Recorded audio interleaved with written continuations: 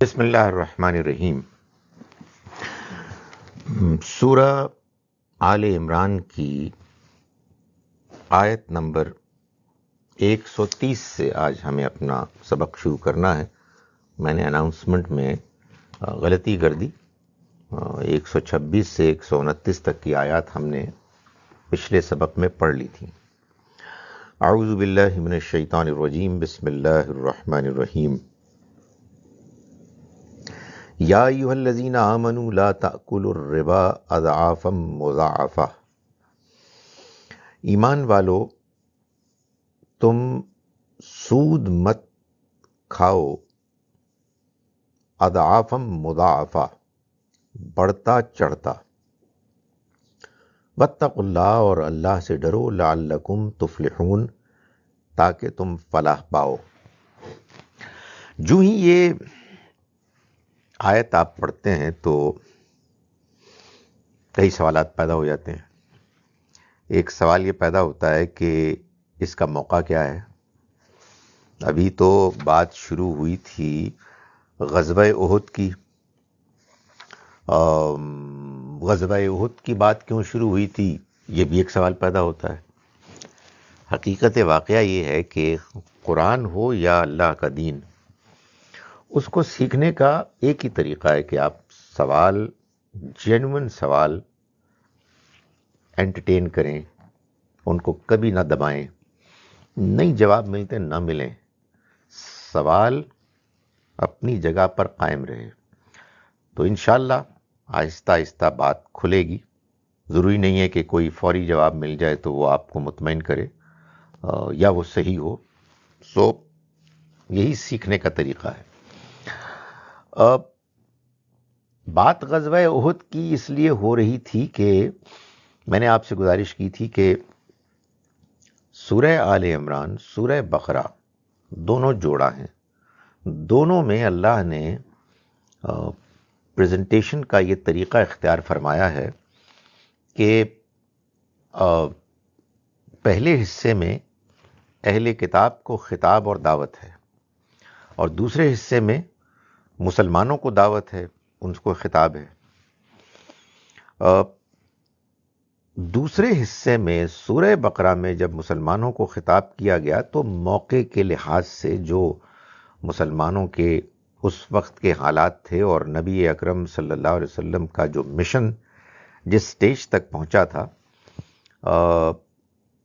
اسی کے مطابق اللہ نے احکام، ہدایات نازل فرمائی اور ان کو ایک منطقی ترتیب سے ان کو پیش کر دیا گیا، یعنی وہ منطق کے جو قرآن کے اپنے نظم کی منطق ہے۔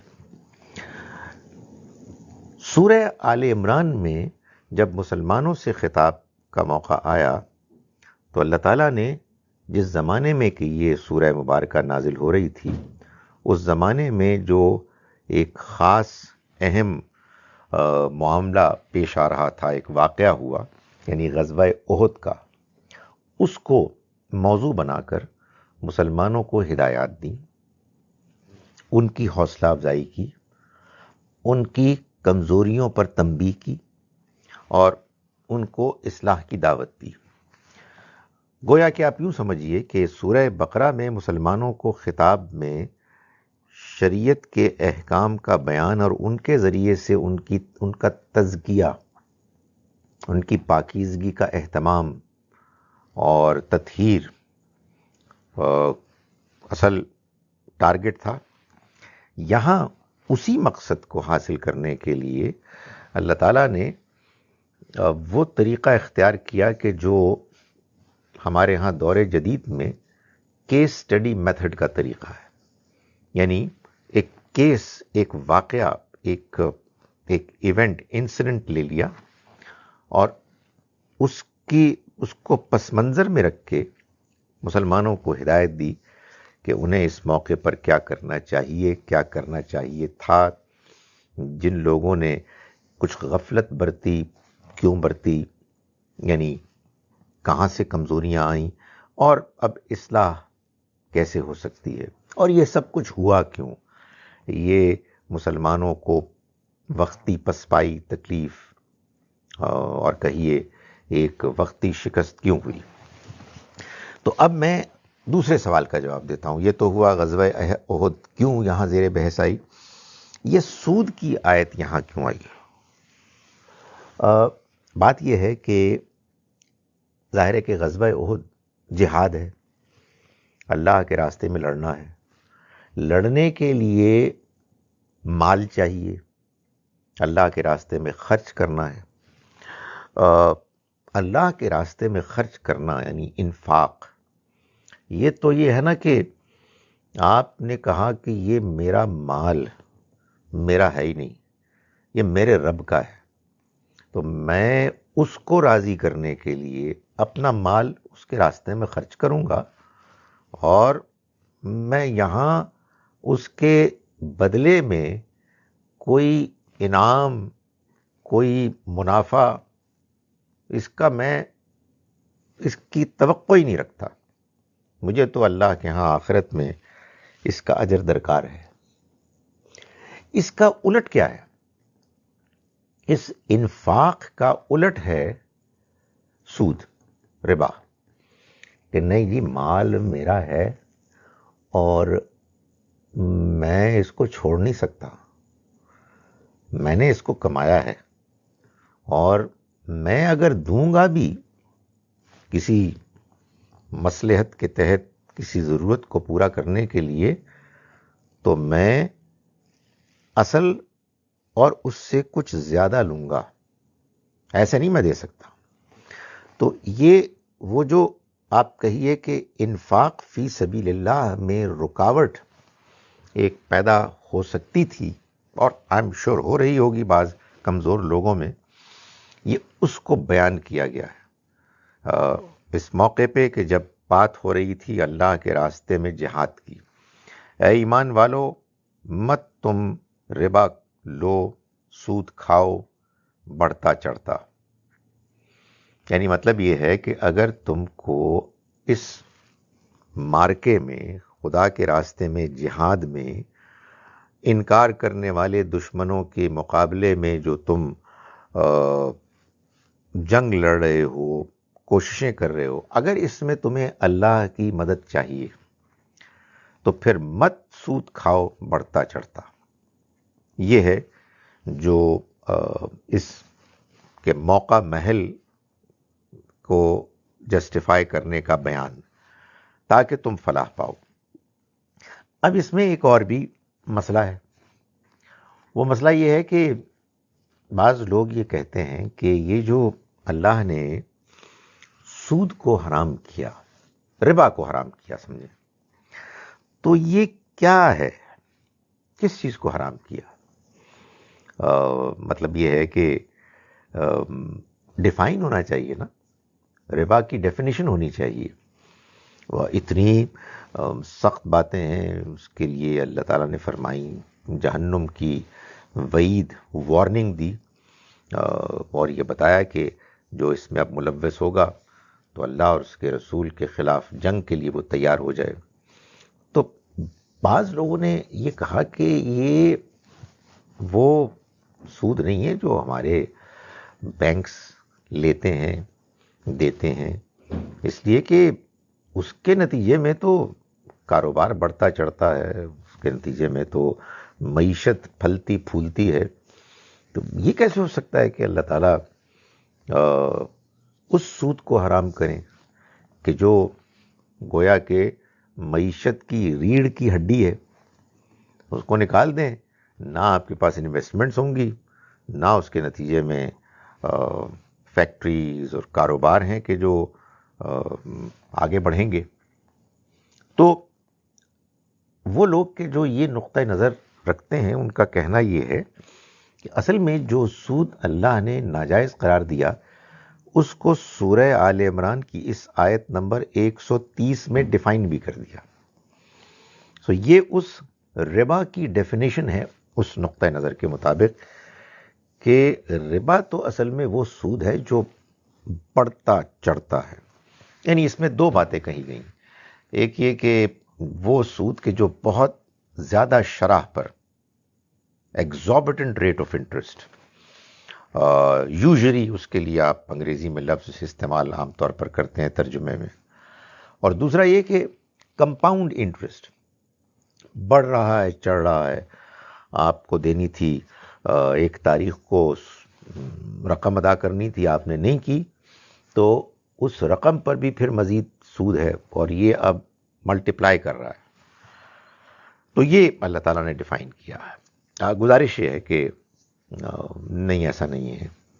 یہاں کوئی سود کی ڈیفینیشن نہیں ہو رہی ہے، ربا کی کوئی ڈیفینیشن نہیں کی جا رہی، ربا کی ڈیفینیشن کی کوئی ضرورت بھی نہیں ہے. اور قرآن مجید ڈیفینیشنز کی کتاب نہیں ہے. It's not a book of definitions. Quran Majeed میں بہت سے جرائم کو بیان کیا گیا ہے نام لے کر، اس لیے کہ وہ نون ہے. اب چور کے ہاتھ کاٹو، زنا پر کوڑے لگاؤ، اس کو ڈیفائن کرنے کی کیا ضرورت ہے؟ یہ تو نون چیزیں ہیں.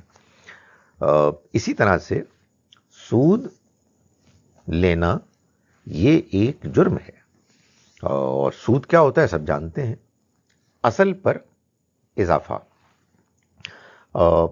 یہاں جو بات کہی جا رہی ہے وہ یہ ہے کہ دیکھو، سود مت کھاؤ، اور وہ بھی بڑھتا چڑھتا. یعنی یہ تو محض اس جرم کے گھناؤنے پن کو نمایاں کرنے کے لیے یہ الفاظ استعمال کیے گئے ہیں. اس کی بہت سی مثالیں ہیں قرآن مجید میں، وہ ایک لمبی بات ہو جائے گی. میں ایک مثال دے کے آپ کو اپنی بات کمیونیکیٹ کرنے کی کوشش کرتا ہوں. سورہ بنی اسرائیل میں اللہ تعالیٰ نے فرمایا کہ دیکھو، لا تقتلوا اولادکم خشیۃ املاق، تم اپنی اولاد کو قتل مت کرو مفلسی کے ڈر سے. اب کوئی یہ کہے کہ دیکھیں، اولاد کو مفلسی کے ڈر سے قتل نہیں کیا جا سکتا، ویسے کسی اور مقصد کے تحت اگر آپ قتل کر دیں، ہوم ورک نہیں کیا ہے، پیسے چوری کر لیے ہیں، تو بے شک قتل کر دیں. نہیں، یہ بہت ہی نہایت ہی خوفناک انڈرسٹینڈنگ ہوگی اگر اس طرح سے قرآن کی آیات کو سمجھنے کی کوشش کی گئی. اصل میں کیا ہے کہ اللہ تعالیٰ یہ فرما رہے ہیں کہ قتل کرنا ایک بہت بڑا جرم ہے، گناہ کبیرہ ہے، اور وہ بھی اولاد کا قتل ہو، اور وہ بھی اس لیے کہ مفلسی کے ڈر سے. تو یہ تو اس کے گھنونے پن کو نمایاں کرنے کے لیے کہا جا رہا ہے. یہی معاملہ یہاں بھی ہے کہ تم سود کو بڑھتا چڑھتا مت کھاؤ. تم خدا کی راہ میں جہاد کے لیے نکلے ہو، تم اللہ کے راستے میں انفاق کا تم سے تقاضا کیا جا رہا ہے، اور تم سود کھاؤ بڑھتا چڑھتا. یہ تو بالکل ہی اس کے الٹ ہے. ایک آخری بات یہ ہے، باقی جو سود کے مسائل ہیں وہ میں نے اپنی محدود علم کی روشنی میں اپنے یوٹیوب چینل میں اس کو مختلف چھوٹے چھوٹے کلپس میں بیان کر دیا ہے. اگر آپ جا کے پلے لسٹ میں دیکھیں تو آپ کو کہیں وہ مل جائیں گے لیکچرز میں. ایک بات جو بس رہ گئی بیان کرنی، وہ یہ ہے کہ جب آپ اللہ کے راستے میں جہاد کرتے ہیں، کیا فور دیٹ میٹر، یعنی ظاہر ہے جہاد سے مراد میں یہاں قتال لے رہا ہوں، یا فور دیٹ میٹر کوئی بھی جہاد کرتے ہیں اللہ کے راستے میں، کوئی اچھا کام کرتے ہیں، علم کے میدان میں دین کی خدمت کرتے ہیں، عملی میدان میں دین کی خدمت کرتے ہیں، تو اس میں چیلنجز آتے ہیں. ایک بڑا چیلنج شیطانی وساوس اور گناہوں کا چیلنج ہے. وہ کیا کرتا ہے؟ وہ آپ کو نیکی کے کام سے روکنے کے لیے برائی کی طرف لے جاتا ہے، اور یوں وہ جذبہ ماند پڑ جاتا ہے، کمزور ہو جاتا ہے، اور اگر انسان اس سے فائٹ نہ کرے تو بعض اوقات ختم ہو جاتا ہے. اس لیے کہ شیطان نے اپنا کام کرنا ہے، اس نے آپ کو نیکی کے راستے سے روکنا ہے، تو وہ طرح طرح کے کام کرے گا.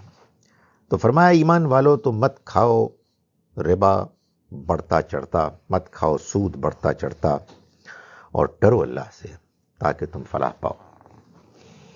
اللہ سے ڈرو یعنی اس بات کا خیال کرو کہ اللہ نے اس کو حرام کر دیا ہے، تم اب یہ کام نہیں کر سکتے۔ تم ڈرو گے، اس کی حدود کے اندر رہو گے، اس کی نافرمانی سے بچو گے، تبھی تم فلاح پاؤ گے۔ فلاح آخرت کی کامیابی، دنیا کا ایک اطمینان دنیا میں کہ اللہ راضی ہے، دنیا میں بھی دین اخلاق کے مقاصد کے تحت جو ٹارگٹس ہیں وہ بھی کچھ اچیو ہو جائیں، لیکن فلاح اصل میں آخرت کی فلاح ہے۔ واتقوا النار، اور ڈرو اس آگ سے، التی اعدت للکافرین، جو تیار کی گئی ہے کافروں کے لیے، جان بوجھ کر انکار کرنے والوں کے لیے۔ وَأَطِیعُوا اللَّهَ وَالرَّسُولَ، اور اطاعت کرو اللہ کی اور رسول کی، لعلکم ترحمون، تاکہ تم پر رحم کیا جائے۔ ظاہر ہے یہاں یہ موضوع تو نہیں ہے، لیکن آیت یہاں آ گئی ہے تو میں ہلکا سا یہ اشارہ کر دوں کہ جب یہ کہا جاتا ہے نا کہ اطاعت کرو اللہ کی اور رسول کی، کبھی الفاظ یہ بھی ہوتے ہیں اطیعوا اللہ و اطیعوا الرسول، اور کبھی اطیعوا اللہ والرسول، تو اس سے مراد کیا ہوتی ہے؟ اس سے مراد یہ نہیں ہوتی کہ تم اللہ کی اطاعت کرو الگ سے اور رسول کی اطاعت کرو الگ سے، نہیں، یہ نہیں مطلب۔ مطلب یہ ہے کہ تم اللہ کی اطاعت کرو یعنی رسول کی اطاعت کرو۔ اللہ کی اطاعت کا مطلب ہی رسول کی اطاعت ہے۔ اللہ خود کوئی الگ سے آسمان سے اتر کے تم سے براہ راست اطاعت کا تقاضا نہیں کرے گا۔ اللہ تو تم سے تقاضا کرے گا، جو بھی تقاضا کرے گا اپنے رسول کے ذریعے سے کرے گا۔ اور وَمَن یُطِعِ الرَّسُولَ، جس نے رسول کی اطاعت کی، فقط اطاع اللہ، اس نے اللہ کی اطاعت کی۔ تو وہ ہمارے ہاں بعض لوگ کیا کرتے ہیں کہ وہ کہتے ہیں جی کہ اللہ کی اطاعت اور رسول کی اطاعت۔ اللہ کی اطاعت کیا ہے؟ قرآن مجید اور اس کو فالو کرنا۔ رسول کی اطاعت کیا ہے؟ حدیث اور اس کو فالو کرنا۔ نہیں، یہ بات ایسے نہیں ہے، یہ ایک ہی اطاعت کا تقاضا ہے۔ پہلے اصل جو اطاعت ہے، حقیقی اطاعت کا تقاضا، یعنی اللہ کا تقاضا جو ہمارا خالق و مالک ہے، اس کی اوبیڈینس، یہ اصل میں اصل ہے، اصل روح ہے۔ لیکن یہ ہو کیسے؟ رسول کی اطاعت کرو، وہ جو دین لے کے آئے ہیں اس کو فالو کرو۔ وہ دین کیا ہے؟ وہ دین قرآن ہے، قرآن میں بیان ہوا ہے۔ وہ دین سنت میں بیان ہوا ہے، جو قرآن ہی کی طرح محفوظ ہے، بغیر کسی شک و شبے کے واضح ہے۔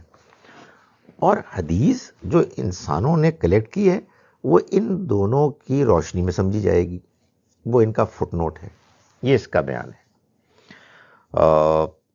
اور ایک اور بھی مطلب ہے اس کا، اور وہ مطلب یہ ہے کہ جب کوئی شخص نبی اکرم صلی اللہ علیہ وسلم اللہ کے رسول کی زندگی میں موجود ہو، جیسے صحابہ کرام تھے، تو پھر وہ جو کہیں وہ کریں۔ مسجد میں اس وقت آ جاؤ، مسجد میں جانا ہوگا۔ مجلس برخاست ہو، یہاں سے چلے جاؤ، جانا ہوگا۔ تبوک کی لڑائی کے لیے نکلنا ہے، نکلنا ہوگا۔ یہ بھی رسول کی اطاعت ہے اور وہ بھی اللہ کی اطاعت ہے۔ لیکن اس طرح کی اب اطاعت کا ہم سے تقاضا نہیں کیا جائے گا، اس لیے کہ ظاہر ہے کہ اب اللہ کے رسول صلی اللہ علیہ وسلم ہمارے درمیان موجود نہیں ہے۔ تو جو آپ نے ہم کو دین دیا، اب اس دین کی پیروی، اس کو سمجھ کے، یہی اصل میں اللہ کی اطاعت کرو، رسول کی اطاعت کرو، لعلکم ترحمون، تاکہ تم پر رحم کیا جائے۔ اللہ کی رحمت وہ بے پناہ ہے، اللہ کی رحمت غیر معمولی ہے، لا متناہی ہے، مگر اس کو پانے کا طریقہ کیا ہے؟ اس کو پانے کا طریقہ یہ ہے کہ اللہ کے دین کو سمجھا اور اختیار کیا جائے۔ وہ دین کیا ہے؟ اللہ اور اس کے رسول کی اطاعت ہے۔ وَسَارِعُوا إِلَى مَغْفِرَةٍ، اور بڑھو، لپکو، دوڑو مغفرت کی طرف، من ربکم، تمہارے رب کی جانب سے۔ یہ اب تو ایک حقیقت ہے کہ ہم انسان کمزور انسان ہیں۔ ہم جب دنیا میں وقت گزارتے ہیں تو ہم سے غلطیاں ہوتی ہیں۔ جب ہمیں اللہ کے دین سے تعارف ہوتا ہے تو ایک بڑا احساس یہ ہوتا ہے کہ بڑے گھپلے ہو گئے یار، بڑی گڑبڑ ہو گئی اور اپنی اصلاح کرنی ہے۔ تو یہاں یہی دعوت دی جا رہی ہے کہ دیکھو دین تمہارے پاس آ گیا ہے، اب آگے بڑھو، سبقت لو مغفرت کی طرف، من ربکم، تمہارے رب کی جانب سے۔ اور مغفرت مل گئی تو کیا ہے؟ جنت مل گئی، وجنت، اور اس جنت کی طرف آگے بڑھو۔ کون سی جنت؟ ارضها السماوات والارض، جس کی وسعت آسمانوں اور زمین کی وسعت کے برابر ہے۔ اعدت للمتقین، وہ تیار کی گئی ہے پرہیزگاروں کے لیے۔ یعنی یہ غلط کام چھوڑو اور آگے بڑھو۔ یہ زندگی ایک موقع ہے، بے پناہ موقع ہے۔ دین کا احساس، دین سے قرب کیا چیز انسان کے اندر پیدا کرتا ہے؟ ایک غیر معمولی احساس کہ یہ زندگی جو ہم گزار رہے ہیں پتہ نہیں کب ختم ہو جائے۔ یہ بے پناہ غیر معمولی موقع ہے۔ کس چیز کا؟ ایک ہمیشہ کی زندگی کو کامیابی کو حاصل کرنے کا۔ سچی بات یہ ہے کہ یہ اتنی غیر معمولی بات ہے، اتنی غیر معمولی بات ہے کہ اس کو کیسے اگنور کیا جا سکتا ہے؟ تو اللہ تعالیٰ یہ ابھار رہے ہیں کہ دیکھو دوڑو، لپکو، ایک دوسرے سے آگے بڑھو مغفرت حاصل کرنے کے لیے، اللہ سے معافی چاہنے کے لیے تمہارے رب کی طرف سے، اور اس جنت کی طرف۔ یعنی جب یہ مغفرت ملے گی تو کیا ملے گا؟ جنت ملے گی۔ اور لپکو، آگے بڑھو اس جنت کی طرف جس کی وسعت اس آسمانوں اور زمین کے برابر ہے۔ ایک بڑی جنت ہے، غیر معمولی جگہ، جس کا اس دنیا میں رہتے ہوئے ہم تصور بھی نہیں کر سکتے۔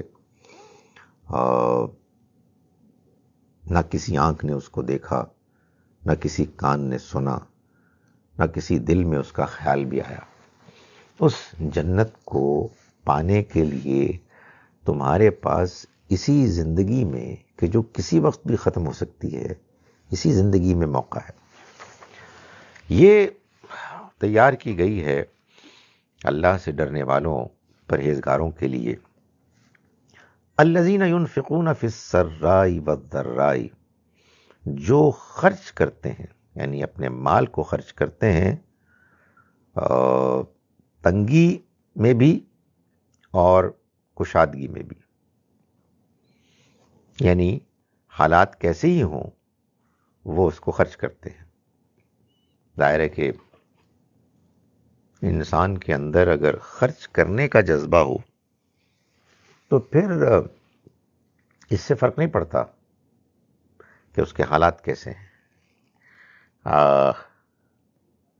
حالات اچھے ہیں تو زیادہ خرچ کرے گا، حالات تنگی کے ہیں کم خرچ کرے گا۔ لیکن جیسے آپ نماز پڑھتے ہیں، بیمار ہوں، تکلیف میں ہوں، کچھ بھی ہو، آپ کو نماز پڑھنی ہے، ویسے ہی آپ نے اللہ کے راستے میں خرچ کرنا ہے۔ اس کا کم سے کم تو شمار زکوٰۃ ہے، لیکن بہرحال جیسے اللہ کا ذکر ہے اور نماز ہے، ویسے ہی زکوٰۃ ہے اور اللہ کے راستے میں خرچ کرنا ہے۔ اور یہ ہر حال میں وہ کرتے ہیں جو اللہ سے ڈرنے والے، اللہ کے پسندیدہ بندے ہیں، پرہیزگار۔ والکاظمین الغیظ، اور وہ دبا لیتے ہیں غصے کو، یعنی غصے پر قابو پاتے ہیں۔ والعافین عن الناس، اور لوگوں کو معاف کر دیتے ہیں۔ واللہ یحب المحسنین، اور اللہ پسند کرتا ہے ان کو جو محسن ہیں، جو ایکسلنس کی تلاش کرتے ہیں، نیکی میں خوبی کا درجہ پانے کی کوشش کرتے ہیں نیکی کے معاملات میں۔ اگین سوال پیدا ہوتا ہے کہ اچانک یہ اللہ کے راستے میں خرچ کرنے کے بعد غصہ پینے کا ذکر کہاں سے آ گیا؟ اچھی بات ہے، غصہ تو پر قابو پانا چاہیے، یہ بھی انسان کے ان آپ کہیے فیچرز میں سے ہے، اس کی شخصیت کے اس پہلو میں سے ہے کہ جو اگرچہ کہ ایک درجے میں مطلوب ہے مگر اس پر کنٹرول کرنا ضروری ہے۔ یعنی انسان کے اندر جو ایک عزت نفس ہے، حق کے لیے غیرت ہے، وہ جب اس کو محسوس ہوتا ہے کہ کہیں کوئی بری چیز ہو رہی ہے، وہ غلط چیز ہو رہی ہے، تو اگر وہ اس کو دیکھے اور اگنور کر دے اور اس کے اندر کوئی اس کے خلاف اندر رد عمل پیدا ہی نہ ہو، تو یہ تو ایک بڑی ہی نامکمل شخصیت ہے، یہ تو ایک بہت بڑا فلا ہے۔ تو غصہ صحیح موقع پر آنا چاہیے، وہ ظاہر موقع کبھی کبھی ہوتے ہیں، عام طور پر۔ یہاں جس غصے سے روکنے کے لیے خاص طور پر کہا جا رہا ہے، یہ وہ غصہ ہے کہ جو آدمی ان لوگوں پر کرتا ہے جن پر وہ مال خرچ کرتا ہے۔ یعنی عام طور پر دیکھنے میں آیا ہے کہ آدمی جب کسی پر مال خرچ کرتا ہے تو اگر تو وہ صحیح جذبے کے ساتھ اللہ کو راضی کرنے کے لیے کر رہا ہے تو پھر تو وہ جس پر خرچ کر رہا ہے اس کا شکر گزار ہوگا کہ مجھے اس نے موقع دیا کہ میں نے اس پہ خرچ کیا۔ لیکن اگر بندہ یہ سمجھ رہا ہے کہ میں نے تو اس پہ احسان کیا ہے اور یہ مجھے سوال کا مجھے سلام کا ٹھیک طرح سے جواب بھی نہیں دے رہا، میں نے اس کو پیسے دیے اور یہ میرے ساتھ بدتمیزی کر رہا ہے، اس کے بعد بندے نے اگر صحیح طرح سے خرچ نہیں کیا تو غصہ اور برا بھلا کہنا یہ سب کچھ ہوتا ہے۔ تو اللہ تعالیٰ نے اسی لیے فرمایا کہ وہ لوگ کہ جو خرچ کرتے ہیں یعنی اپنے مال کو اللہ کی راہ میں، اچھے حالات میں بھی اور تنگی میں بھی، اور اگر جن پر خرچ کرتے ہیں ان کی جانب سے کوئی کوتاہی ہو بھی گئی تو غصے پر قابو پاتے ہیں۔ یہ قرآن نے کہا ہے نا کہ ایمان والو لا تبطلوا صدقاتکم بالمن والاذی، اپنے صدقات کو ضائع مت کرو احسان جتلا کر اور اذیت دے کر۔ کالذی ينفق مالہ رعاء الناس، اس شخص کی طرح کہ جو اپنے مال کو خرچ کرتا ہے لوگوں کو دکھانے کے لیے، نہ اللہ کو مانتا ہے نہ آخرت کے دن کو مانتا ہے۔ تو یہ بڑی عجیب چیز ہے۔ ہمارے ہاں بڑے غریب لوگ ہوتے ہیں، ہمارے گھروں میں کام کرتے ہیں، وہ جو غریب آدمی ہوتا ہے نا، ہمارے ہاں تو جو کلاس ڈویژن ہے اس میں حالات یہ ہوتے ہیں کہ وہ ان کی ٹریننگ ہی نہیں ہوئی ہوتی۔ آپ کبھی ان کے گھروں میں جا کے دیکھیں، اللہ اکبر، ہم سوچ بھی نہیں سکتے کیا ہم ان کو تنخواہ دیتے ہیں یار، مطلب اس پہ ان کا کیسے گزارا ہو سکتا ہے۔ قیمتیں بڑھتی جا رہی ہیں چیزوں کی اور غریبوں کا کوئی حال نہیں ہے۔ تو چار آپ نے پیسے ایکسٹرا دے دیا اور اس کے بعد آپ احسان جتلا رہے ہیں، تو معلوم یہ ہوا کہ آپ اللہ کی راہ میں خرچ نہیں کر رہے۔ تو جو نیکی کے کام ہوتے ہیں نا، چاہے نماز ہو، چاہے اللہ کے راستے میں خرچ کرنا ہو، چاہے اللہ کے دین کو بیان کرنا ہو، اللہ کے دین کی خدمت، واٹ ایور، یہ نیکی کے کام ہیں، مگر نیکی کے کام کو پریزرو کرنے کی ضرورت ہوتی ہے، ورنہ وہ ضائع ہو جاتے ہیں۔ آپ نے تقریر جھاڑی اور آپ نے کہا یہ کیا زبردست یار، بڑی گل ہے، یہ کیا وہ کیا، میں نے تو مجمع لوٹ لیا، یعنی شو آف کرنا۔ اسی طرح سے آپ نے اللہ کے راستے میں خرچ کیا اور اس کے بعد ایسا غصہ آیا کہ معلوم ہوتا ہے کہ کنٹرول سے باہر ہو گئے، تو جو کچھ بھی آپ نے کیا، ملازم ہے نہیں ہے، خدمت کر رہا ہے چلا گیا ہے، آپ کا خرچ کرنا ضائع ہو گیا، اٹس گون۔ سو فرمایا کہ یہ لوگ جو اللہ سے ڈرنے والے ہیں یہ غصے پر قابو پانے والے ہیں، والعافین عن الناس، لوگوں کو معاف کرنے والے ہیں۔ اور یہ تو بڑی اپیل ہے نا قرآن میں کہ دیکھو تم نے اپنی معافی تم چاہتے ہو اللہ کے ہاں، تم لوگوں کو معاف کرو، تم لوگوں کو معاف کرو گے تو تمہارا رب تم کو معاف کرے گا۔ تو کیا ہے وہ جو کرو تم مہربانی اہل زمین پر، خدا مہرباں ہوگا عرش بری پر۔ تو وہ لوگوں کو معاف کرتے ہیں، واللہ یحب المحسنین۔ اب آپ دیکھیں کیا کیا اللہ تعالیٰ نے، یہ جو اللہ کے راستے میں خرچ کرنا ہے، جس میں آپ خرچ کر رہے ہیں اس کو راضی کرنے کے لیے، اور جن پہ خرچ کر رہے ہیں وہ آپ کے ساتھ زیادتی بھی کریں تو آپ معاف کر دیں، یہ خرچ کرنا ہے محسنین کا خرچ کرنا، جو اپنی نیکی کو ایکسلنس کے درجے میں لے جاتے ہیں، اس میں بہترین رویہ اختیار کرتے ہیں۔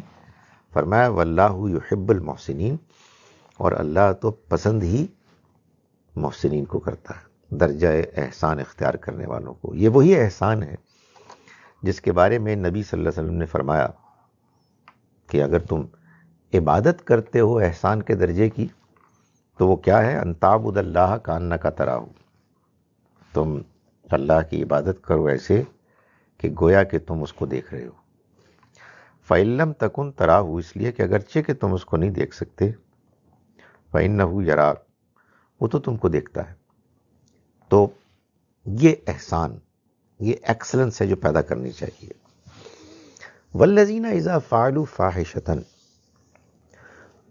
اور وہ لوگ، یعنی یہ لوگ جن کی اللہ تعالیٰ تعریف فرما رہے ہیں، جو محسن ہیں، یہ وہ لوگ ہیں کہ جو جب کوئی فحش کام کرتے ہیں، او ظلموا انفسہم، یا اس کے علاوہ اپنی جان پر زیادتی کرتے ہیں، کوئی اور گناہ کرتے ہیں، ذکر اللہ، تو اللہ کو یاد کرتے ہیں، فاستغفروا لذنوبہم، تو وہ معافی مانگتے ہیں اپنے گناہوں کی۔ یہ بات قرآن مجید نے ایک اور جگہ پہ یوں بیان کی ہے کہ اللہ ان لوگوں کی توبہ لازماً قبول کرتا ہے جو کوئی برائی کرتے ہیں جہالت میں، پھر فوراً توبہ کر لیتے ہیں۔ جہالت کیا ہوتی ہے؟ قرآن کے بیان کے مطابق جہالت عربی میں دو مفاہیم کے لیے لفظ استعمال ہوا ہے، ایک علم کے مقابلے میں، جس کے پاس علم نہیں ہے وہ جاہل ہے، اور دوسرا حلم، بردباری، برداشت، سوبرائٹی، سوبر ہونا۔ اس کے مقابلے میں کہ جذباتی، جذبات میں بہہ کر اگر وہ کوئی گناہ، کوئی فحش کام یا کوئی اور گناہ کرتے ہیں جس سے کہ وہ خود اپنے ساتھ زیادتی کرتے ہیں، تو فوراً پھر اللہ کو یاد کرتے ہیں۔ یعنی وہ ہوتا یہ ہے کہ گناہ کا بھی اپنا ایک پیٹرن ہے، انسان کے اوپر ایک غلبہ ہوتا ہے جذبات کا، منفی، شیطان کا، آدمی اس سے متاثر ہو جاتا ہے، وقتی طور پر اس کی گرپ میں آ جاتا ہے، مگر جیسے ہی وہ اس سے نکلتا ہے باہر، آپ کہیے وہ جو بھی اس کی ایک اس کے اوپر انفلوئنس ہوتا ہے، ایک لذت ہوتی ہے، اس کا خاتمہ ہو جاتا ہے، تو اچانک انسان کو احساس ہوتا ہے کہ یار یہ تو گڑبڑ ہو گئی یار، my goodness I shouldn't have done it. تو آدمی یاد کرتا ہے اللہ کو. یاد کرتا ہے سے کیا مراد ہے؟ معافی مانگتا ہے. فاستغفروا لذنوبہم، چنانچہ وہ معافی مانگتے ہیں اپنے گناہوں کے لیے. ومن یغفر الذنوب الا اللہ، اور کون معافی دے سکتا ہے گناہوں کی سوائے اللہ کے. اسی سے معافی مانگنی چاہیے، اسی کے آگے گڑ گڑانا چاہیے، اسی سے کس کے سامنے شرمندگی کا اظہار کرنا چاہیے. میں کتنا گر گیا تھا، میں کتنا گھٹیا بن گیا تھا، خدایا مجھے معاف کر دے، بالکل مجھ سے چوک ہو گئی، غفلت ہو گئی. فرمایا کہ اللہ معاف کرنے والا ہے.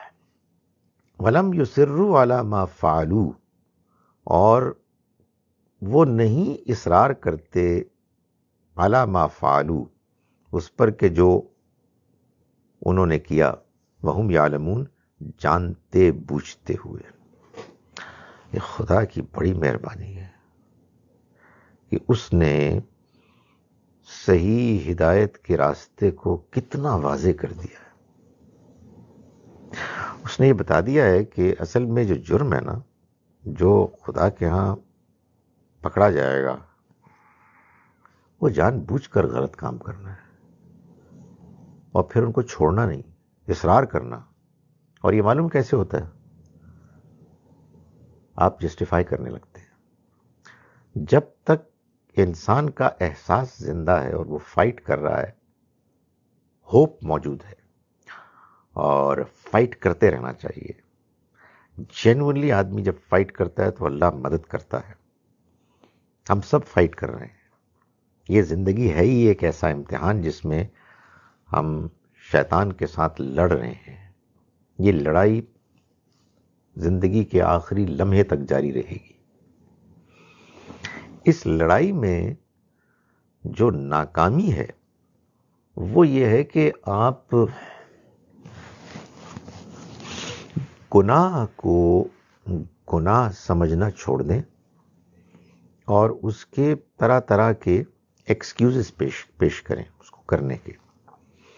تو اللہ تعالیٰ نے یہ فرما دیا کہ جو اللہ کے پسندیدہ بندے ہیں، ایسا نہیں ہے کہ وہ فرشتے ہوتے، نہیں، وہ جب ان سے غلطی ہوتی ہے، غلطی جان بوجھ کے نہیں کرتے، پھنس جاتے ہیں، اور جب غلطی ہوتی ہے تو اس سے معافی مانگتے ہیں. اور وہی ہے کہ جو معاف کرتا ہے، کوئی اور معاف نہیں کر سکتا. اور وہ اپنے غلط کاموں پر اصرار نہیں کرتے جانتے بوجھتے ہوئے. یہ ہے اصل میں جرم. فرمایا اولئک جزاؤہم مغفرۃ من ربہم، یہ وہ لوگ ہیں کہ جن کا بدلہ مغفرت ہے ان کے رب کی طرف سے، وجنات، اور ایسے باغات، تجری من تحتہا الانہار، جن کے نیچے نہریں بہتی ہوں گی، خالدین فیہا، ہمیشہ رہیں گے ان میں، اس میں. ونعم اجر العاملین، اور کیا ہی عمدہ اجر ہے عمل کرنے والوں کے لیے. قد خلت من قبلکم سنن، گزر چکی تم سے پہلوں کی سنتیں.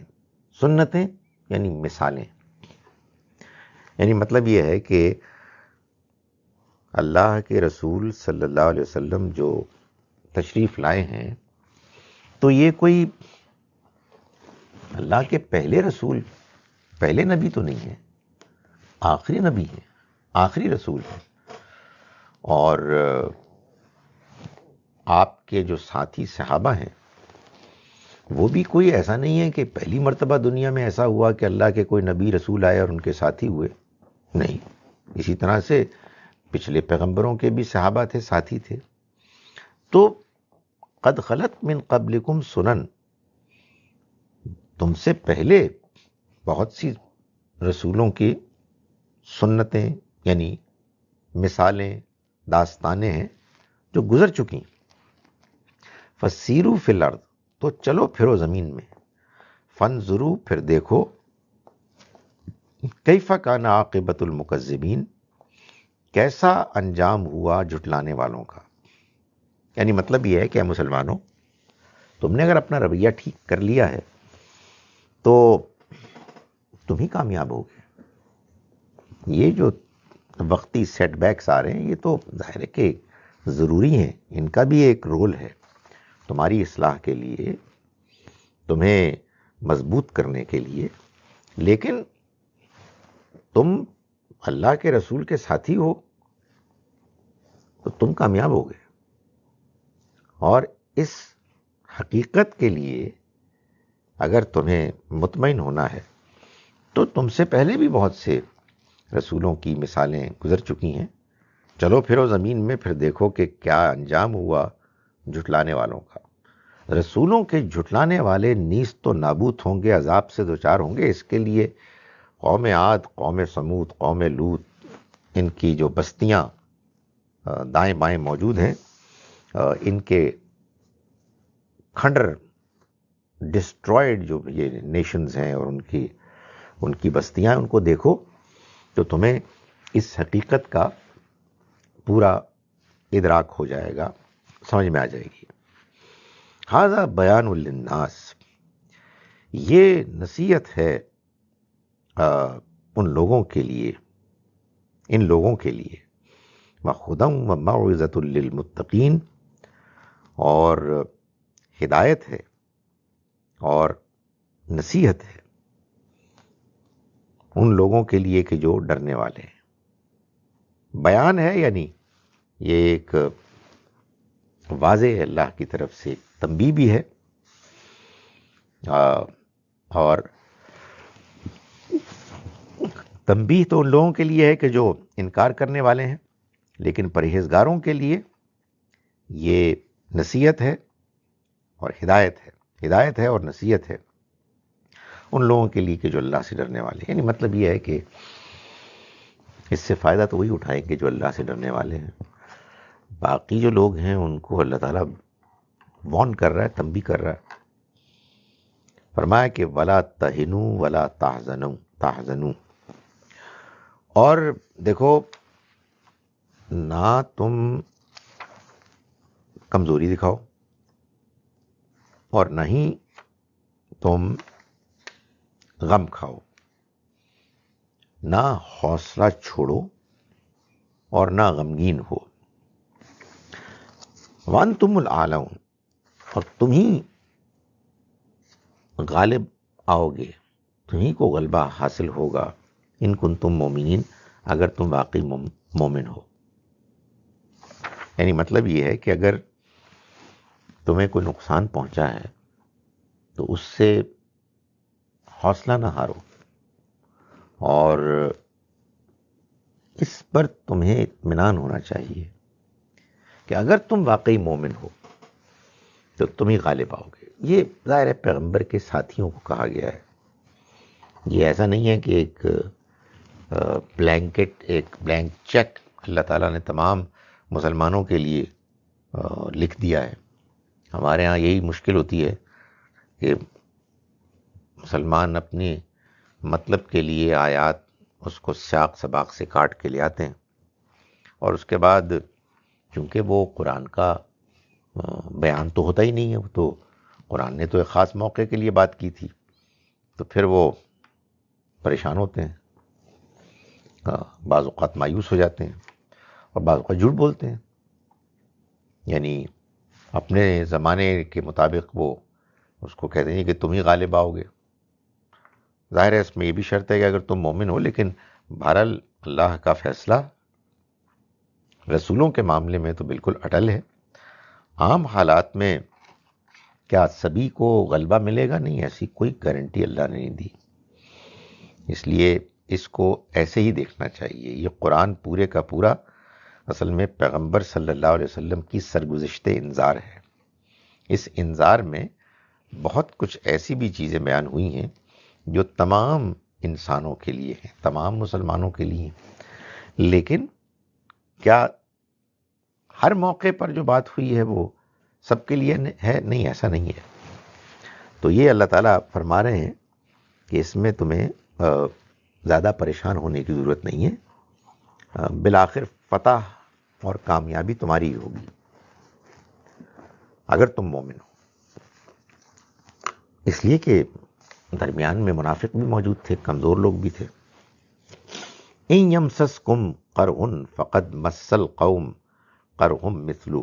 اب یہ ظاہر ہے کہ یہ جو بات کی اللہ تعالیٰ نے کہ تم غالب آؤ گے، تو اس میں وہ ہوگا نا لوگوں کے اندر ایک کھٹک، خاص طور پہ کمزور لوگوں کے اندر، کہ بھئی ہم غالب آئیں گے تو کیسے آئیں گے؟ مطلب یہ کہ اللہ کے رسول کے ہم ساتھی ہیں اور ہو یہ رہا ہے کہ ہماری پٹائی ہو رہی ہے، 70 لوگ ہمارے شہید ہو گئے، وہ آئے، پیچھے سے آئے اور انہوں نے حملہ کر دیا اور ہمارے ہاں کھلبلی مچ گئی۔ تو یہ کیسے ہے کہ ہم اس معاملے میں اس پر یقین کریں کہ یہ ہمارے لیے کامیابی کی موومنٹ ہے، اس کا اختتام ہماری کامیابی پر ہوگا۔ تو سمجھایا اللہ تعالیٰ نے کہ دیکھو، ان یمسسکم قرح، اگر تم کو کوئی نقصان، تکلیف، چوٹ پہنچی ہے، لگی ہے، تو فقد مس القوم، ایسی ہی چوٹ دشمن کو بھی لگی۔ القوم یہاں اس طرح سے جب استعمال ہوتا ہے دشمن کے لیے ہوتا ہے، یعنی ان کو بھی پہلے چوٹ لگ چکی ہے، مثلہ، اسی طرح کی۔ کہاں لگ چکی ہے؟ بدر میں۔ بھائی تمہیں احد میں نقصان ہوا نا، دیکھو ان کو بدر میں نقصان ہوا۔ وَتِلْكَ الْأَيَّامُ، اور یہ دن ہیں، نُدَاوِلُهَا، ہم ان کی الٹ پھیر کرتے ہیں، بین الناس، لوگوں کے اندر۔ یعنی مطلب یہ ہے کہ اللہ تعالیٰ، ایسا بھی ہوتا ہے کہ اہل ایمان کو سرخرو کرتے ہیں، کامیاب کرتے ہیں، ایسا بھی ہوتا ہے کہ بعض اوقات کفار کو کامیابی حاصل ہوتی ہے۔ تو یہ اللہ تعالیٰ بدلتا رہتا ہے، کبھی کسی کو کبھی کسی کو کامیابی حاصل ہوتی ہے۔ بالآخر انجام کار کے لحاظ سے تو تمہیں کامیابی حاصل ہوگی اگر تم واقعی مومن ہو۔ لیکن بہرحال اونچ نیچ تو ہوتی ہے، ان کو بھی بعض اوقات کامیابی حاصل ہو جاتی ہیں۔ کیوں؟ فرمایا کہ وَلِيَعْلَمَ اللَّهُ الَّذِينَ آمَنُوا، یہ اس لیے کہ ہم جانیں، وَلِيَعْلَمَ اللَّهُ، اللہ جانے کہ الَّذِينَ آمَنُوا، ایمان والوں کو۔ ایمان والے کون ہیں؟ یہ اس میں جو کہا گیا نا کہ وَلِيَعْلَمَ اللَّهُ، اور اس لیے کہ اللہ جانے ان کو کہ جو ایمان لائے۔ اس سے معلوم ہوا کہ ایک اس سے پہلے فقرہ موجود ہے، امپلائیڈ ہے، حذف، لیکن بیان نہیں ہوا۔ وہ کسی نے پوچھا تھا پچھلی مرتبہ کہ کیسے معلوم ہوتا ہے؟ ایک بڑی سادہ انڈیکیشن یہ ہوتی ہے کہ جملہ شروع ہوتا ہے ایسے، اور اس لیے کہ اللہ جانے، تو یہ تو نہیں ہونا چاہیے تھا اور اس لیے، بھئی اس لیے کہ اللہ جانے۔ تو اور اس لیے کا مطلب ہے کہ ایک حصہ پہلے موجود ہے جس کو بیان نہیں کیا گیا، اس لیے نہیں کیا گیا، وہ تو آبویس ہی ہے، تو دوسرا حصہ بیان کر دیا گیا۔ پوری بات کو کھول دیں تو یہ ہوگا کہ اور دنوں کا یہ آگے الٹ پھیر ہونا، یہ ہم لوگوں کے اندر اس لیے کرتے ہیں کہ ان کی آزمائش کریں، ان کا امتحان کریں۔ یہ پہلا حصہ تھا جو لکھا ہوا نہیں ہے۔ وَلِيَعْلَمَ اللَّهُ الَّذِينَ آمَنُوا، اور اس لیے کہ اللہ ایمان والوں کو جان لے۔ وَيَتَّخِذَ مِنْكُمْ شُهَدَاءَ، اور تم میں سے کچھ کو شہداء بنائے، یعنی ان کو یہ موقع دے کہ وہ اللہ کی گواہی دینے والوں میں ہوتے ہوئے اپنی جان دے دیں۔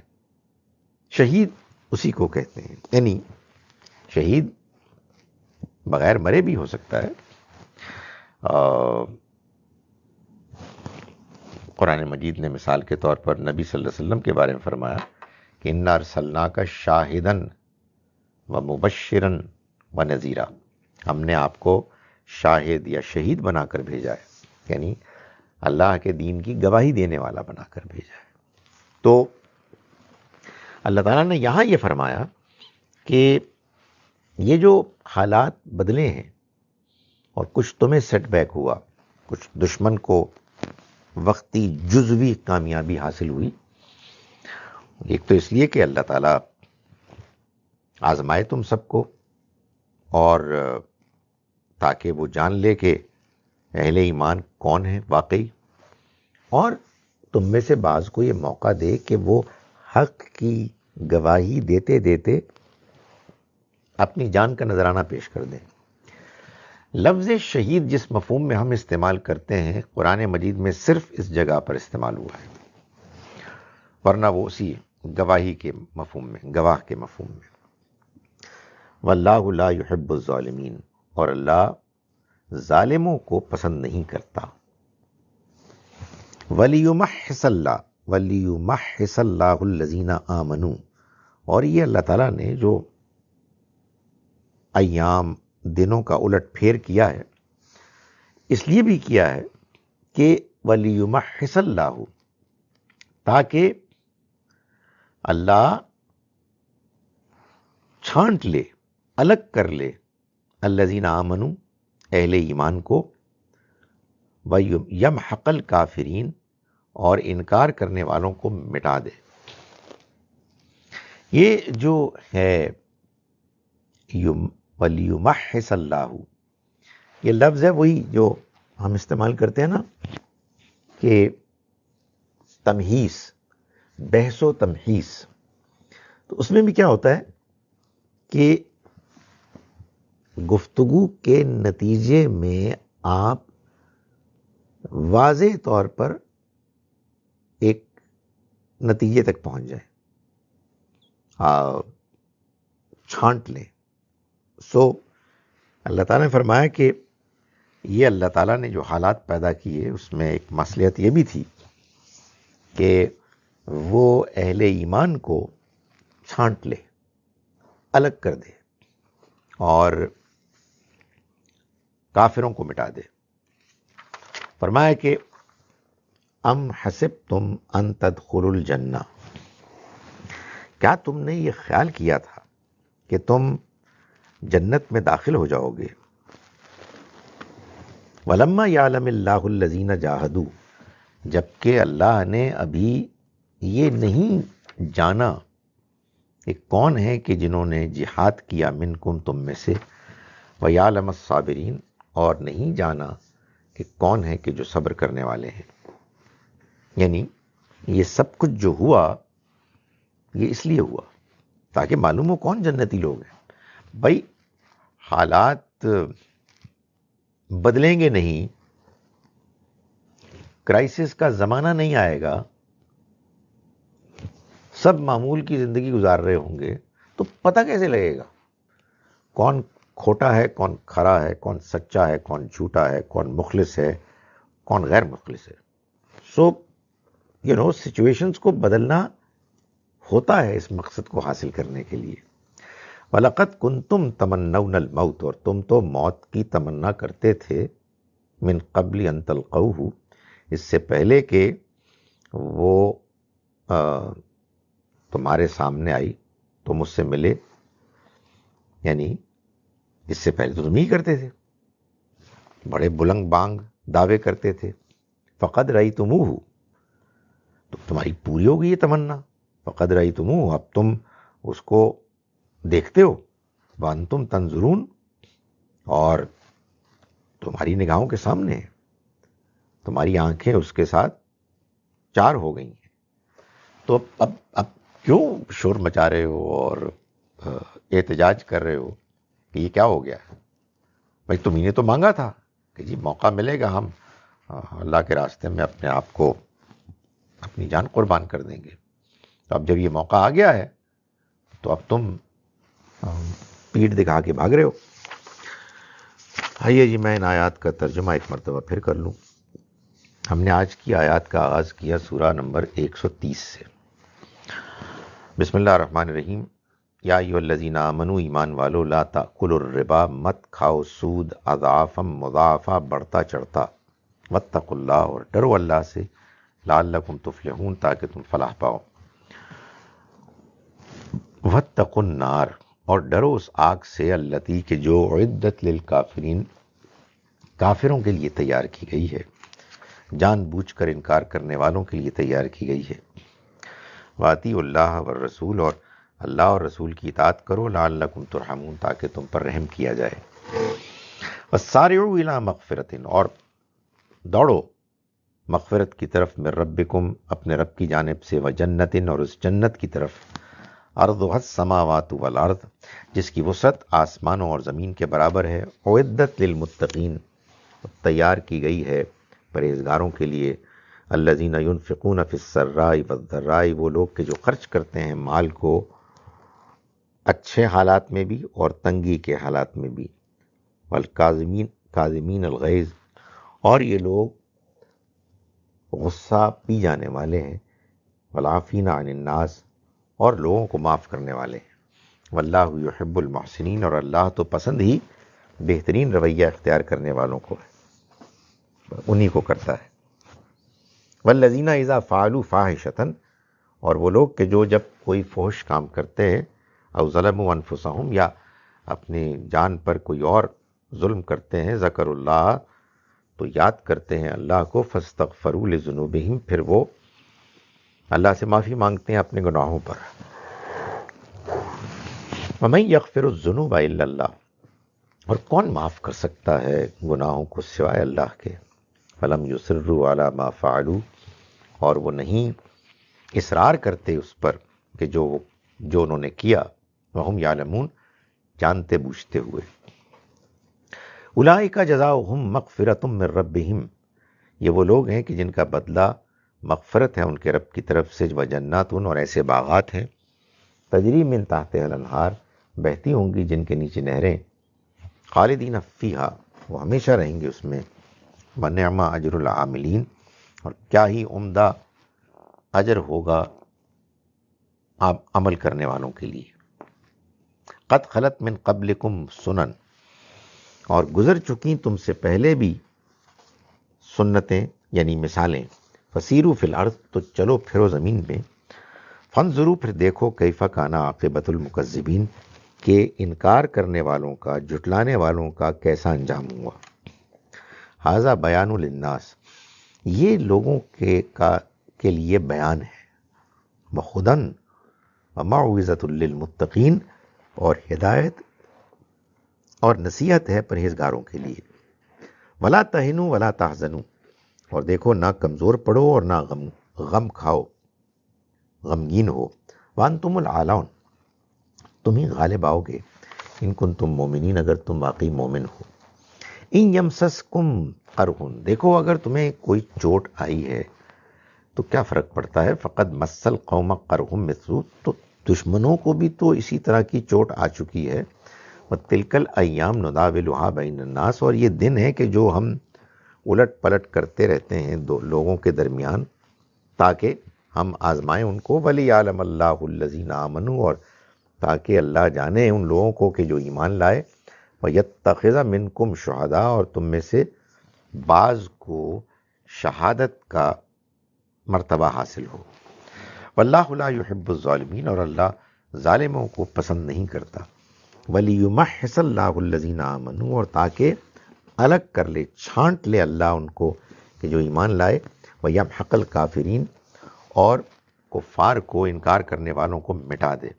ام حسبتم ان تدخلوا الجنہ، کیا تم نے خیال کیا کہ تم جنت میں داخل کر دیے جاؤ گے، ولما یعلم اللہ الذین جاہدوا منکم، جبکہ اللہ نے ابھی نہیں جانا ان لوگوں کو کہ جنہوں نے جہاد کیا تم میں سے، ویعلم الصابرین، اور اس نے نہیں جانا ثابت قدموں کو، صبر کرنے والوں کو۔ وَلَقَدْ كُنْتُمْ تَمَنَّوْنَ الْمَوْتَ مِنْ قَبْلِ أَنْ تَلْقَوْهُ، اور تم تو موت کی تمنا کیا کرتے تھے اس سے پہلے کہ وہ تم سے ملی، اس سے پہلے کہ وہ تمہارے سامنے آئی. فقد رأیتموہ، تو اب تم اس کو دیکھتے ہو. وانتم تنظرون، اور اب تو وہ تمہارے سامنے ہے اور تم اس کو دیکھ رہے ہو، اب تم کترا رہے ہو. اقول قولی ھذا واستغفر اللہ لی ولکم. میں آپ کے سوالات یہاں دیکھتا ہوں کیا سوالات ہیں.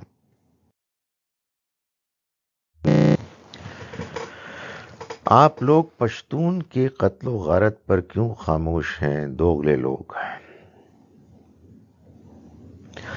دیکھیں، آپ میری اس جواب سے مایوس نہ ہوں. اور دنیا بڑی مشکل ہے. ظاہر ہے کہ ہر آدمی ہر چیز سے واقف نہیں ہوتا. میں ابھی دنیا کے جس کونے میں ہوں اس میں جو میری ایکٹیویٹیز ہیں اس میں بہت زیادہ مجھے چیزیں جاننے کا موقع بھی نہیں ملتا.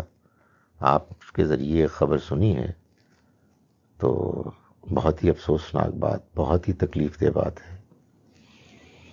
یہ آپ نے کیسے گمان کر لیا کہ ہم اپنے پشتون بھائیوں کے قتل و غارت پر ہمیں غم نہیں ہوتا؟ ہر انسان کا قتل ایک بہت بڑا حادثہ ہے، کسی انسان کا بھی ہو، پھر وہ انسان ہمارے مسلمان بھائی ہوں اور وہ بھی پاکستانی ہوں. بہت ہی افسوس کی بات ہے. تو لیکن میرے بھائی ایسے نہیں سوچتے. یہ تو شیطان ہے جو ہمارے درمیان دوریاں، نفرتیں پیدا کرتا ہے. یہ کیسے ہو سکتا ہے؟ کوئی پنجابی ہے، کوئی پشتون ہے، کوئی بلوچی ہے، کوئی سندھی ہے، کوئی مہاجر ہے، سب ہم بھائی بھائی ہیں. یہ فرق تو بس ایسے ہی ہے کہ اللہ تعالیٰ نے ایک ایڈمنسٹریٹو فرق رکھا ہوا ہے. اس لیے تھوڑی ہے کہ ہم یہ کہیں کہ اگر ہم پر ظلم ہو تو تب تو ہم شور مچائیں اور کسی اور پر ہو تو شور نہ مچائیں. آخرت کے عذاب اور عذاب قبر میں کیا فرق ہے؟ عذاب قبر جو ہے وہ قرآن کے روشنی میں اگر جانا جائے تو معلوم ہوتا ہے کہ ان لوگوں کے لیے ہوگا کہ جو ایسے مجرم ہوں گے کہ جن کے مجرم ہونے کا فیصلہ دنیا ہی میں ہو جائے گا، کیونکہ وہ بڑے کٹر قسم کے نمایاں مجرم ہوں گے، جیسے اللہ کے رسولوں کے انکار کرنے والے. سو فرعون کے عذاب قبر کا ذکر قرآن میں ہے، اور یہی معاملہ جنت کا بھی ہے. یعنی قبر میں خوشخبریوں کا اور کامیابیوں کا بھی اللہ کے رسول کے ساتھی اور جو نمایاں نیک لوگ ہیں جو دنیا ہی میں گویا کہ ان کا فیصلہ ہو جاتا ہے. باقی ہم آپ زیادہ امکان یہ کہ سوئے ہوئے ہوں گے اور اٹھیں گے تو کہیں گے کہ ہمیں کس نے ہماری آرام گاہوں سے اٹھا لیا. Is there any other Rasul that we know whose people were sent torment for doing kufr via swords of his companions?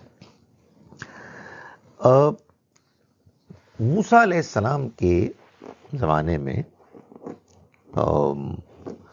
ان کی قوم کے ان لوگوں کو جنہوں نے بچھڑے کو معبود بنایا، ظاہر ہے یہ شرک ہے، اور شرک کفر کا ایک طریقہ ہے، ایک پہلو ہے. تو قرآن مجید نے کہا، اللہ تعالیٰ نے ان کو کہا فَاقْتُلُوا أَنفُسَكُمْ، تم اپنوں کو مارو. اور بائبل میں یہ بات موجود ہے کہ انہوں نے مارا، ایک ہی دن میں 3000 سے زیادہ لوگ مارے گئے. تو یہ جو ہوتا ہے نا اللہ کا عذاب رسولوں کے ذریعے سے، یہ رسولوں کے ساتھیوں کی تلواروں سے آئے گا جبکہ ان کی تعداد زیادہ ہوگی. جب تعداد ہی بہت تھوڑی ہوگی تو پھر نیچرل کلیمٹیز سے آئے گا. People always quote hadith to understand the Quran. does one argue with them or leave it because people will not agree؟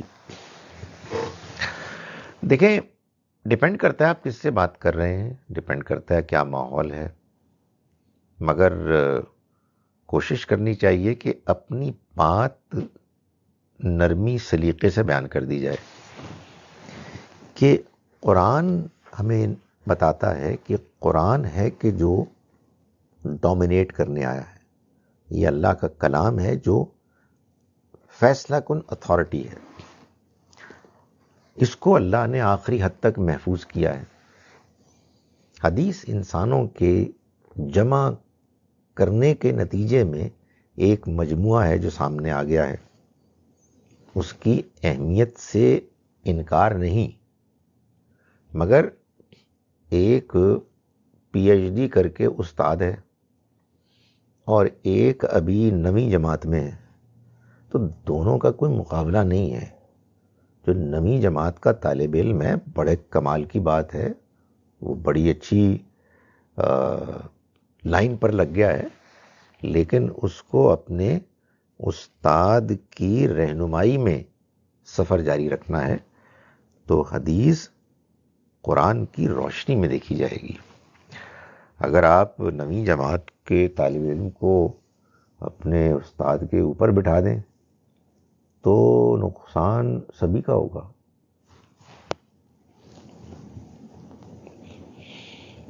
Shab Barat میں عبادت کرنا کیسا ہے؟ شب برات ہوتی کیا ہے؟ یعنی میں یہ اس لیے پوچھ رہا ہوں کہ مجھے معلوم ہے کیا ہوتی ہے، لیکن میں معلوم اس لیے کہ میں پاکستان کا رہنے والا ہوں، لیکن خدا کے دین میں کوئی شب برات نہیں۔ وہ سورہ دخان کی آیات میں لیلۃ مبارکہ کا ذکر آیا ہے، تو وہ تو پوری بات آپ سمجھیں، کیا قرآن میں کوئی تضاد ہو سکتا ہے؟ انا انزلناہ فی لیلۃ مبارکہ، ہم نے اس کو ایک مبارک رات میں نازل کیا۔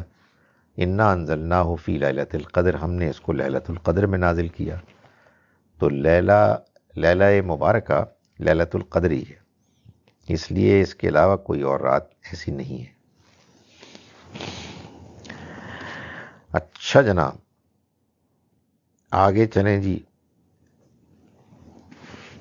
اللہ کے دین کی دعوت اور وہ سراسر قرآن کی تفہیم ہی ان کا موضوع ہے، ورنہ سیاست میں تو اچھا یہ آپ ان کو جواب دے رہے ہیں، ہمارے پشتون بھائی کو۔ آپ کی بڑی مہربانی ہے جناب وقار صاحب، اب آپ تشریف لائیے تاکہ آپ کے ساتھ براہ راست گفتگو ہو۔ بہت شکریہ جناب، انشاءاللہ دیکھیں کل ملاقات ہوتی ہے کب ہوتی ہے۔ السلام علیکم ورحمۃ اللہ وبرکاتہ۔